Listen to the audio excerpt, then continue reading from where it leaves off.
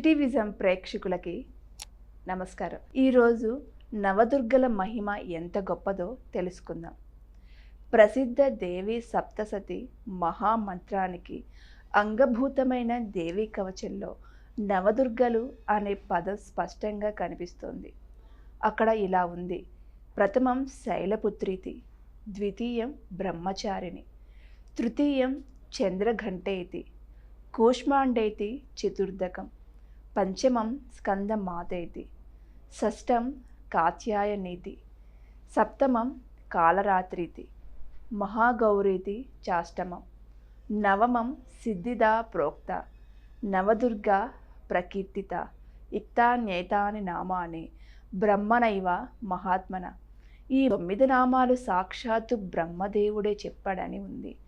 అయితే సప్తసతి గ్రంథంలో మాత్రం వీరి చరిత్రను ప్రస్తావించలేదు. మన పురాణ శాస్త్రాలు, ఇతిహాసాలు పరిశీలిస్తే నవదుర్గల మహిమలు ఎలా వర్ణించబడ్డాయో తెలుసుకుందాం.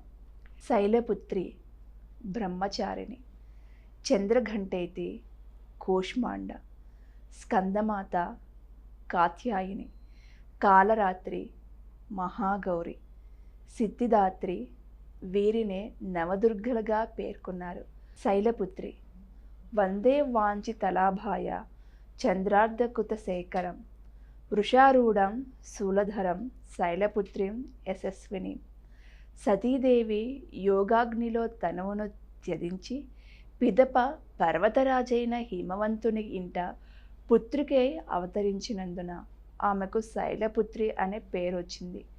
వృషభ వాహనారూఢైన ఈ మాతకు కుడి చేతిలో త్రిశూలము, ఎడమ చేతిలో కమలము విరాజిల్లుతూ ఉంటుంది. తలపై చంద్రవంకను ధరించి ఉంటుంది. పార్వతి, హైమవతి అనేవి కూడా ఆమె పేర్లే. శైలపుత్రి మహిమలు, శక్తులు అనంతములు. మనసులో అనుకున్న వాంఛితములను ప్రసాదించు తల్లి. బ్రహ్మచారిణి: దదాన కరపద్మాభ్యం అక్షమాల కమండల, దేవి ప్రేదతు మయ బ్రహ్మేచారిణ్యనుత్తమ. బ్రహ్మచారిణి అంటే తపమాచరించు తల్లి. బ్రహ్మమునందు చరించునది. కుడి చేతియందు జపమాలను, ఎడమ చేతియందు కమండలమును ధరించును. పరమేశ్వరుని పతిగా బడయుటకు తీవ్రమైన తపమునర్చి ఉమయని ప్రసిద్ధి వహించెను. ఈ దేవి స్వరూపము జ్యోతిర్మయము, మిక్కిలి శుభంకరము, భక్తులకును సిద్ధులకును అనంత ఫలప్రదము. బ్రహ్మచారిణీ దేవి కృప వలన ఉపాసకులకు నిశ్చలమగు దీక్ష, సర్వత్ర సిద్ధి, విజయము ప్రాప్తించును. చంద్రఘంట: పిండజ ప్రవరారూఢ చండకో ప్రాస్తకర్యుత, ప్రసాదం తమత్యేహ్యం చంద్రఘంటేతి విసృత. ఈ తల్లి తన శిరమున దాల్చిన అర్ధచంద్రుడు ఘంటాకృతిలో ఉండుటచే ఆమెకు చంద్రఘంటాయను పేరు స్థిరపడెను. ఈమె శరీరము బంగారు కాంతిమయము. ఈమె తన 10 చేతులతో ఖడ్గము మొదలగు శస్త్రములను, బాణము మున్నగు అస్త్రములను ధరించియుండును. ఈమె సింహవాహన. ఈమె సర్వదా సన్నాహై యుద్ధముద్రలో నుండెను. ఈమె గంట నుండి వెలువడు భయంకర ధ్వనులను విన్నంతనే క్రూరులైన దైత్య దానవ రాక్షసులు ఎల్లప్పుడూ వడగడలాడుచుందురు. కానీ భక్తులకును ఉపాసకులను ఈమె మిక్కిలి సౌమ్యముగను ప్రశాంతముగను కనపట్టుచుండెను. ఈ దేవి ఆరాధన సద్య ఫలదాయకము. భక్తుల కష్టములను ఈమె అతి శీఘ్రముగా నివారించుచుండెను. ఈ సింహ వాహనను ఉపాసించువారు సింహ సదృశులై పరాక్రమశాలురుగా నిర్భయులుగా ఉందురు. ఏ విధమైన భయములను వారిని బాధింపజాలవు. కూష్మాండ: సురా సంపూర్ణ కలశం, రుదురా పుత్రమేవచ, దధాన హస్త పద్మాభ్యం కూష్మాండ శుభదాస్తుం. దరహాసం చేయుచు అంటే అవలీలగా బ్రహ్మాండమును సృజించుచున్నది కావున ఈ దేవి కూష్మాండ అనే పేరుతో విఖ్యాతయ్యను. ఈమె సూర్యమండలాతర్వర్తిని. ఈమె తేజస్సు నిరుపమానము. ఈమె యొక్క తేజోమండల ప్రభావముననే దశ దిశలు వెలుగొందుచున్నవి. బ్రహ్మాండములోని సకల వస్తువులలో ప్రాణులలో గల తేజస్సు ఈమె ఛాయయే. అష్టభుజాదేవి అని కూడా అనబడు ఈమె 8 భుజములతో విరాజిల్లుచుండెను. 7 చేతులలో వరుసగా కమండలవు, ధనస్సు, బాణము, కమలము, అమృత కలశము, చక్రము, గద అనునవి తేజరిల్లుచుండెను. 8వ చేతితో సర్వసిద్ధులను నిధులను ప్రసాదించు జపమాలయుండును. ఈమెయు సింహవాహనయే. భక్తులు ఈ దేవిని చక్కగా ఉపాసించుటచే పరితృప్తయై ఈమె వారి రోగములను శోకములను రూపుమాపును. ఈమె భక్తులకు ఆయుర్య శోబలములు ఆరోగ్య భాగ్యములు వృద్ధి చెందును. కొద్దిపాటి భక్తి సేవలకును ఈ దేవి ప్రసన్నురాలగును. స్కందమాత సింహాసన గతా నిత్యం పద్మాశ్రిత కరద్వదయ శుభదాస్తు సదాదేవి స్కందమాత యశస్విని. కుమారస్వామి, కార్తికేయుడు, శక్తిధరుడు అని ప్రసిద్ధుడైన స్కందుని తల్లి అయిన దుర్గాదేవిని స్కందమాత పేరున నవరాత్రులలో 5వ రోజున ఆరాధింతురు. ఈమె చతుర్భుజ.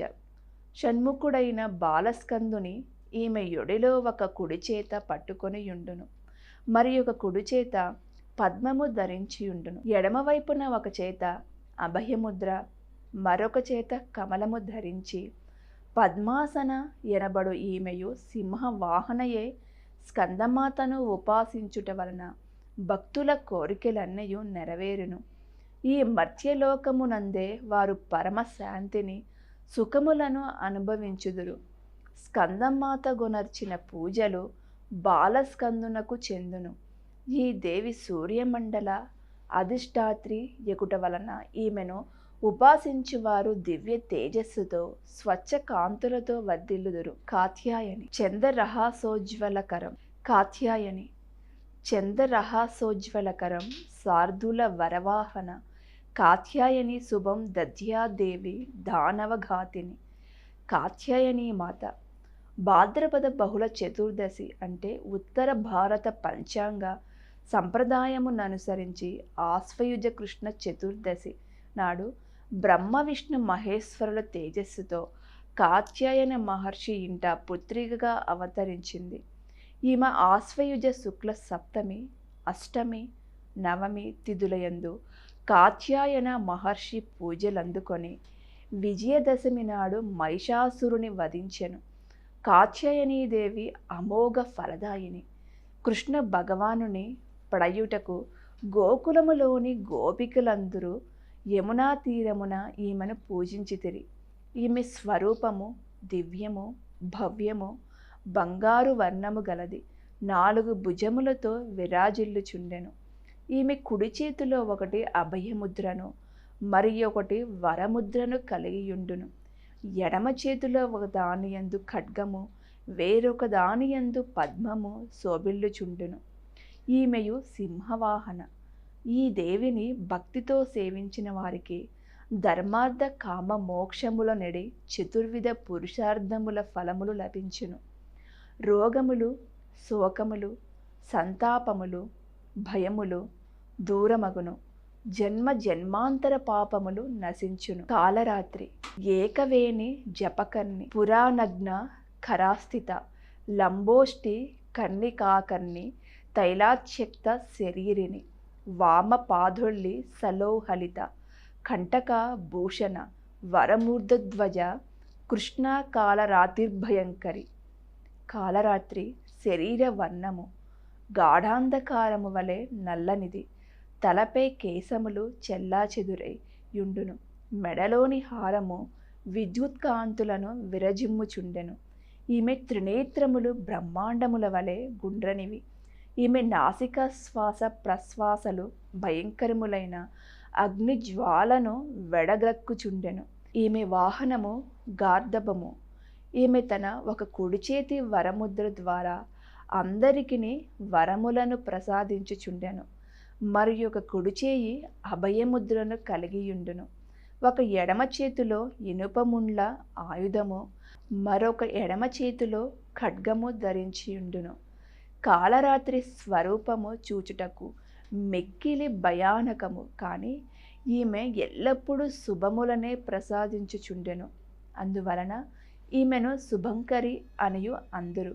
కావున భక్తులు ఈమెను చూచి ఏమాత్రము భయమును గాని ఆందోళనను గాని పొందనవసరం లేదు.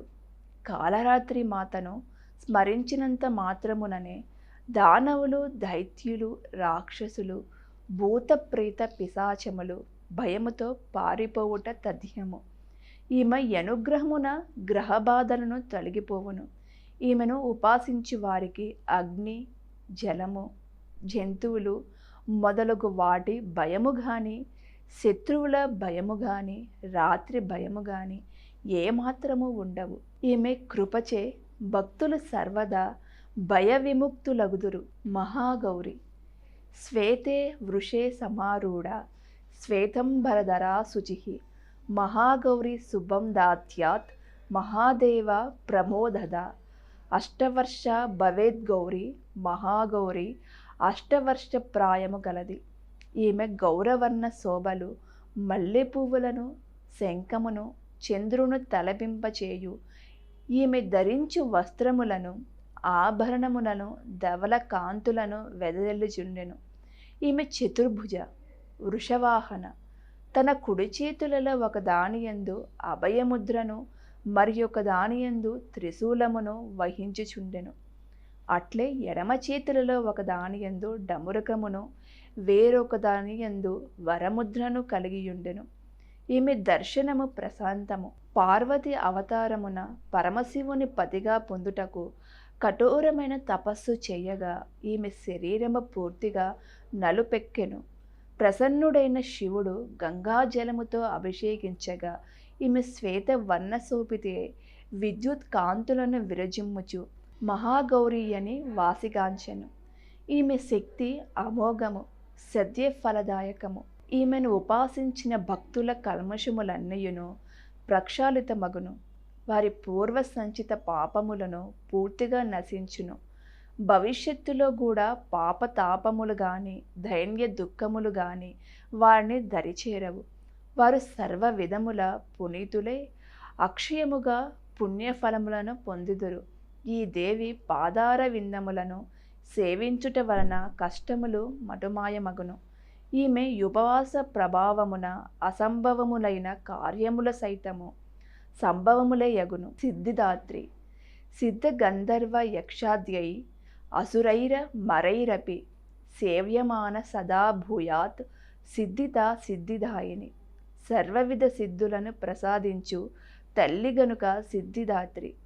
పరమేశ్వరుడు సర్వసిద్ధులను దేవీ కృప వలనే పొందినని దేవీ పురాణమున పేర్కొనబడింది. ఈమె పరమశివునిపై దయదలచి ఆయన శరీరమున అర్ధభాగము నిలిచెను. సిద్ధిదాత్రిదేవి చతుర్భుజ, సింహవాహన. ఈమె కమలముపై ఆసీనురాలై యుండును. ఈమె కుడివైపున ఒక చేతిలో చక్రమును, మరొక చేతిలో గదను ధరించును. ఎడమవైపున ఒక కరమున శంఖమును, మరి ఒక హస్తమున కమలమును దాల్చును. నిష్ఠతో ఈమెను ఆరాధించు వారికి సకల సిద్ధులను కరతలామలకము. ఈమె కృపచే భక్తుల యొక్క, సాధకుల యొక్క లౌకిక పారమార్థిక మనోరథములన్నీయును సఫలమగును. సిద్ధిదాత్రి మాత కృపకు పాత్రుడైన భక్తునకు కోరికలెవ్వియను మిగిలియుండును. అట్టివానికి భగవతీదేవి చరణ సన్నిధియే సర్వస్వమగును. భగవతీ మాత యొక్క స్మరణ ధ్యాన పూజాదికములు ప్రభావము వలన ఈ సంసారము నిస్సారమని బోధపడును. తన్మహత్వమున నిజమైన పరమానందదాయకమైన అమృత పాదము ప్రాప్తించును.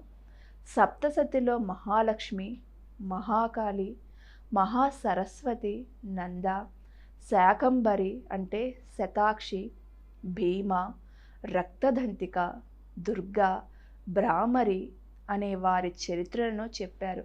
కానీ వీరిని నవదుర్గలని ప్రత్యేకంగా వ్యవహరించలేదు. సప్తసతి దేవతలను మరో సంప్రదాయం ఉంది. దీనిలో నంద, శతాక్షి, శాకంభరి, భీమ, రక్తదంతిక, దుర్గా, భ్రామరి అనే 7 సప్తసతులు వారి గురించి సప్తసతీ గ్రంథంలో ఉంది. దీనివల్లే ఈ గ్రంథానికి సప్తసతి అని మరొక పేరు వచ్చింది. మరో భాగంలో మరిన్ని విషయాలు తెలుసుకుందాం. శ్రీ మాత్రే నమః. నమస్కారం.